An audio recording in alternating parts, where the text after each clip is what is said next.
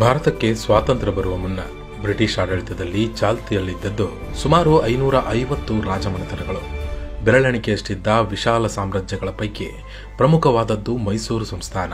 ಕ್ರಿಸ್ತಶಕ 1399ರಲ್ಲಿ 33 ಹಳ್ಳಿಗಳ ಒಂದು ಪುಟ್ಟ ಪಾಳೆಗಾರಿಕೆಯಾಗಿ ಪ್ರಾರಂಭವಾದ ಯದುವಂಶದ ರಾಜಾಡಳಿತ ವಿಶಾಲವಾದ ಮೈಸೂರು ಸಂಸ್ಥಾನವಾಗಿ ಬೆಳೆದು ಬರೋಬ್ಬರಿ 550 ವರ್ಷಗಳಷ್ಟು ದೀರ್ಘಕಾಲದ ಗತ ವೈಭವದ ಇತಿಹಾಸವನ್ನು ಹೊಂದಿದೆ. ಭಾರತದ ಇತಿಹಾಸದಲ್ಲಿ ಇಷ್ಟು ದೀರ್ಘಕಾಲ ಆಡಳಿತ ನಡೆಸಿದ ಏಕೈಕ ರಾಜ ಸಂಸ್ಥಾನ ಎಂಬ ಹೆಗ್ಗಳಿಕೆಗೆ ಮೈಸೂರು ಸಂಸ್ಥಾನಕ್ಕಿದೆ. ಸುಮಾರು 550 ವರ್ಷಗಳ ಒಂದು ರಾಜವಂಶ ಆಡಳಿತ ನಡೆಸುವುದು ಸುಲಭದ ಮಾತಲ್ಲ. ಆದರೂ ಶತ್ರುಗಳೊಂದಿಗೆ ಹೋರಾಡುತ್ತಾ ಮೈಸೂರು ರಾಜ್ಯವನ್ನ ಕಟ್ಟಿ ಬೆಳೆಸಿದ್ದಲ್ಲದೆ ಸಮೃದ್ಧ ನಾಡನ್ನಾಗಿ ಮಾಡಿದ್ದು ರಾಜರ ಆಡಳಿತ ವೈಖರಿಯನ್ನ ತೋರಿಸುತ್ತದೆ. ಮೈಸೂರು ಸಂಸ್ಥಾನದ ಈ 550 ವರ್ಷಗಳಲ್ಲಿ ಸುಮಾರು 25 ಮಹಾರಾಜರು ಆಡಳಿತ ನಡೆಸಿದ್ದಾರೆ. 1399ರಲ್ಲಿ ಆರಂಭವಾದ ಮೈಸೂರು ಸಂಸ್ಥಾನಕ್ಕೆ ಯದುರಾಯರನ್ನ ಯದುವಂಶದ ಸಂಸ್ಥಾಪಕರೆಂದು ಹೇಳಲಾಗುತ್ತದೆ. ಉತ್ತರದ ದ್ವಾರಕಾ ಪಟ್ಟಣದ ರಾಜದೇವನ ಮಗನೇ ಈ ಯದುರಾಯ. ಯದುರಾಯರು ತನ್ನ ಸಹೋದರ ಕೃಷ್ಣರಾಯರೊಂದಿಗೆ ಸ್ವಾಮಿ ಚೆಲುವನಾರಾಯಣ ಸ್ವಾಮಿ ದರ್ಶನ ಮಾಡುವ ಸಲುವಾಗಿ ಮೇಲುಕೋಟೆಗೆ ಬರುತ್ತಾರೆ. ಅಲ್ಲಿಂದ ಹಿಂತಿರುಗಿ ಕಾವೇರಿ ನದಿ ದಾಟಿ ಮೈಸೂರನ್ನು ಸೇರುತ್ತಾರೆ ಎಂಬ ಇತಿಹಾಸವಿದೆ.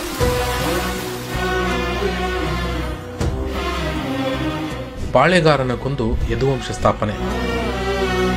ಈ ವೇಳೆಯಲ್ಲಿ ಮೈಸೂರನ್ನು ಆಳುತ್ತಿದ್ದ ಪಾಳೆಗಾರ ಚಾಮರಾಜ ತೀರಿಕೊಂಡಿದ್ದರಿಂದ ಅವರ ಹೆಂಡತಿ ಹಾಗೂ ಸುಂದರ ಮಗಳಿಗೆ ಮೈಸೂರು ಸೀಮೆಯ ದಳವಾಯಿಯಾಗಿದ್ದ ಕೊರಗಳ್ಳಿ ಮಾರನಾಯಕ ಹಿಂಸೆ ನೀಡುತ್ತಿದ್ದಲ್ಲದೆ ಪುತ್ರಿ ದೇವರಾಜಮ್ಮಣ್ಣಿಯನ್ನ ತನಗೆ ವಿವಾಹ ಮಾಡಿಕೊಡುವಂತೆ ಪೀಡಿಸುತ್ತಿದ್ದನು. ಇದನ್ನು ತಿಳಿದ ಯದುರಾಯರು ಮಹಾರಾಣಿಯ ಸಹಾಯಕ್ಕೆ ಬರುವುದರೊಂದಿಗೆ ಮಾರನಾಯಕನನ್ನ ಕೊಲ್ಲುತ್ತಾರೆ. ಈ ವೇಳೆ ಮಹಾರಾಣಿ ತನ್ನ ಪುತ್ರಿ ದೇವರಾಜಮ್ಮಣ್ಣಿಯನ್ನ ಯದುರಾಯರಿಗೆ ಕೊಟ್ಟು ಮದುವೆ ಮಾಡುತ್ತಾರೆ. ಹೀಗೆ ಮೈಸೂರಿನಲ್ಲಿ ಯದುವಂಶ ಆಡಳಿತ ಶುರುವಾಯಿತು ಎಂಬುದು ಇತಿಹಾಸದಿಂದ ತಿಳಿದು ಬರುತ್ತದೆ.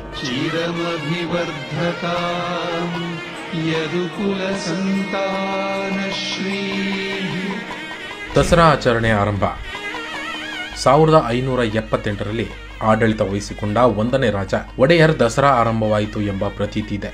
ಇವರ ಕಾಲದಲ್ಲಿ ಅಂದರೆ 1610ರಲ್ಲಿ ರಾಜಧಾನಿಯನ್ನ ಮೈಸೂರಿನಿಂದ ಶ್ರೀರಂಗಪಟ್ಟಣಕ್ಕೆ ವರ್ಗಾಯಿಸಲಾಗಿತ್ತಲ್ಲದೆ ದಸರಾ ಆಚರಣೆಯು ಜಾರಿಗೆ ಬಂದಿತ್ತು. 1617ರಿಂದ 1637ರವರೆಗೆ 6ನೇ ಚಾಮರಾಜ ಒಡೆಯರ್ ಆಡಳಿತ ನಡೆಸಿದರು. ಅವರ ಕಾಲದಲ್ಲಿ ಮೈಸೂರು ರಾಜ್ಯ ಇನ್ನಷ್ಟು ವಿಸ್ತಾರಗೊಂಡಿತ್ತು. 1637ರಲ್ಲಿ ಪಟ್ಟಕ್ಕೆ ಬಂದ ಇಮ್ಮಡಿ ರಾಜ ಒಡೆಯರ್ ವೀರರಾಗಿದ್ದಲ್ಲದೆ ಒಂದೇ ವರ್ಷದಲ್ಲಿ ಮರೆವಲಗಂಡ, ಸಂಗೀತಲೋಲ, ವೀರಶೂರ, ಸಾಹಿತ್ಯ, ರತ್ನಾಕರ, ಅಭಯ ಪ್ರತಾಪಾದೀಶ್ವರ ಮುಂತಾದ ಬಿರುದು ಪಡೆದುಕೊಂಡರು. 1638ರಿಂದ 1659ರವರೆಗೂ ರಣಧೀರ ಕಂಠೀರವ ನರಸರಾಜ ಒಡೆಯರ್ ಆಡಳಿತ ನಡೆಸಿದರು. ಸುಮಾರು 20 ವರ್ಷಗಳ ಕಾಲ ಆಡಳಿತ ನಡೆಸಿದರು. ಮೈಸೂರಿಗೆ ರಾಜಧಾನಿ ವರ್ಗಾವಣೆ.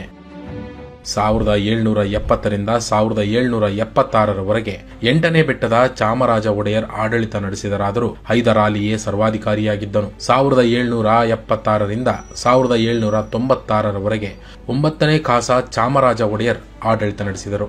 ಇವರ ಕಾಲದಲ್ಲಿ ಬಹಳಷ್ಟು ಐತಿಹಾಸಿಕ ಘಟನೆಗಳು ನಡೆದವು. ಟಿಪ್ಪು ಸುಲ್ತಾನ್ ರಾಜ ಕುಟುಂಬವನ್ನ ಅರಮನೆಯಿಂದ ಸ್ಥಳಾಂತರಿಸಿದನು. ಆಂಗ್ಲರೊಡನೆ ನಡೆದ ಯುದ್ಧದಲ್ಲಿ ಟಿಪ್ಪು ಮೃತಪಟ್ಟ ಬಳಿಕ ರಾಜಧಾನಿಯನ್ನ ಶ್ರೀರಂಗಪಟ್ಟಣದಿಂದ ಮೈಸೂರಿಗೆ ವರ್ಗಾಯಿಸಲಾಯಿತು. ಕೊನೆಯಾದ ರಾಜ ಆಡಳಿತ. 3ನೇ ಮುಮ್ಮಡಿ ಕೃಷ್ಣರಾಜ ಒಡೆಯರ್ 1799ರಿಂದ 1863ರವರೆಗೆ ಆಡಳಿತ ನಡೆಸಿದರು. ಇವರ ಹುಟ್ಟು ಹೆಸರು ನಂಜರಾಜ ಒಡೆಯರ್. ನಂಜುಂಡೇಶ್ವರ ಅನುಗ್ರಹದಿಂದ ಜನಿಸಿದ್ದರಿಂದ ಆ ಹೆಸರು ಇಡಲಾಗಿತ್ತು. 1863ರಿಂದ 1894ರವರೆಗೆ ರಾಜ್ಯವಾಳಿದ ಚಾಮರಾಜೇಂದ್ರ ಒಡೆಯರ್ ಅವರು ಮುಮ್ಮಡಿ ಕೃಷ್ಣರಾಜ ಒಡೆಯರ್ ಅವರ ದತ್ತುಪುತ್ರರಾಗಿದ್ದರು. 18ನೇ ವಯಸ್ಸಿನಲ್ಲಿ ರಾಜ್ಯಭಾರವನ್ನು ವಹಿಸಿಕೊಂಡಿದ್ದರು. 1888ರಲ್ಲಿ ಜನಿಸಿದ ನಾಲ್ವಡಿ ಕೃಷ್ಣರಾಜ ಒಡೆಯರ್ 1940ರಲ್ಲಿ ಕಾಲವಾದರು. 1919ರಲ್ಲಿ ಜನಿಸಿದ ಜಯ ಚಾಮರಾಜೇಂದ್ರ ಒಡೆಯರ್ಗೆ 1940ರಲ್ಲಿ ಪಟ್ಟಾಭಿಷೇಕ ನಡೆಯಿತು. ಇವರು ರಾಜ್ಯಭಾರ ವಹಿಸಿಕೊಂಡ 7 ವರ್ಷಕ್ಕೆ ಭಾರತ ಸ್ವಾತಂತ್ರ್ಯವಾಯಿತು. ಮೈಸೂರು ರಾಜ್ಯಕ್ಕೆ ನಾಲ್ವಡಿ ಕೃಷ್ಣರಾಜ ಒಡೆಯರ್ ಕೊಡುಗೆ. ಕನ್ನಡಿಗರೆಲ್ಲ ದಿನ ಬೆಳಗೆದ್ದು ಕೈ ಮುಗಿಯಬೇಕಾದ ವ್ಯಕ್ತಿ ಇವರು. ಅಂದಿನ ಕಾಲದಲ್ಲಿ ಮೈಸೂರು ಸಂಸ್ಥಾನವನ್ನ ಇಡೀ ದೇಶವೇ ತಿರುಗಿ ನೋಡುವಂತೆ ಮಾಡಿದ್ದರು. ಕೃಷಿ, ಕೈಗಾರಿಕೆ, ನೀರಾವರಿ, ಜಲವಿದ್ಯುತ್, ಶಿಕ್ಷಣ, ವಿಜ್ಞಾನ ಸೇರಿದಂತೆ ಅನೇಕ ಕ್ಷೇತ್ರಗಳಲ್ಲಿ ಮೈಸೂರು ರಾಜ್ಯ ಮುಂಚೂಣಿಗೆ ಬರುವಂತೆ ಮಾಡಿದ್ದರು.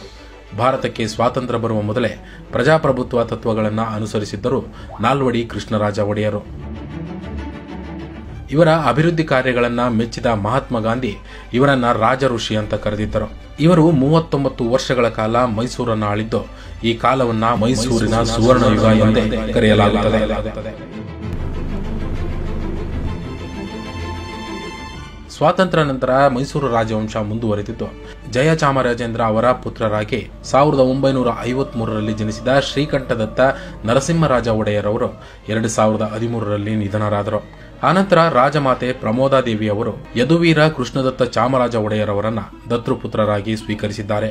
ಇದೀಗ ಯದುವೀರ ಮತ್ತು ತೃಷಿಕಾ ಕುಮಾರಿ ದಂಪತಿ 2017ರಲ್ಲಿ ಪುತ್ರ ಆದ್ಯವೀರ ನರಸಿಂಹರಾಜರಿಗೆ ಜನ್ಮ ನೀಡಿದ್ದಾರೆ.